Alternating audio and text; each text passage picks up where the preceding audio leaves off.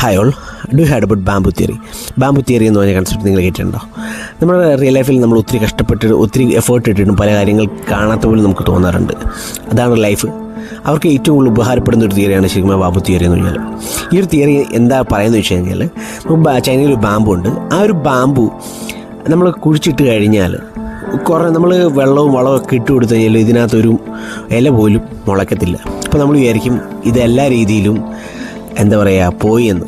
പക്ഷേ ഒരു 5 വർഷം കഴിഞ്ഞ് കഴിയുമ്പോഴത്തേക്കും പെട്ടെന്ന് ഇതിനകത്ത് നിന്ന് ഒരു ഇല മുളയ്ക്കുകയും പെട്ടെന്ന് ഒരു 6 മാസം കൊണ്ട് ഒരു 80 അടിയിലേക്ക് ഇത് മാറും.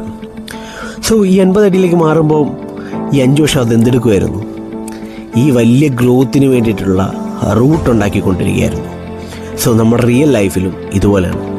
നമ്മൾ ഇന്ന് ചെയ്യുന്ന പല കാര്യങ്ങൾക്ക് റിസൾട്ട് ഇല്ല എന്ന് തോന്നിയെങ്കിലും ഇതെല്ലാം നമ്മളുടെ റൂട്ടിലേക്കുമുള്ള കാഴ്ചപ്പാടുകളിലേക്കുള്ള മാറ്റങ്ങളാണ് കൊണ്ടുവന്നുകൊണ്ടിരിക്കുന്നത്. സോ ലൈഫിൽ ഒരിക്കലും ഒരു ഫെയിലറാണെന്ന് ആരും വിചാരിക്കരുത്. ഇന്ന് നിങ്ങൾക്ക് ഫെയിലറായിപ്പോയ പല കാര്യങ്ങളും അല്ലെങ്കിൽ നിങ്ങൾ ട്രൈ ചെയ്തുകൊണ്ടിരിക്കുന്ന പല കാര്യങ്ങളും നിങ്ങളുടെ ഭാവിയെ മാറ്റുന്നതാണ്. So keep trying. Thank you so much.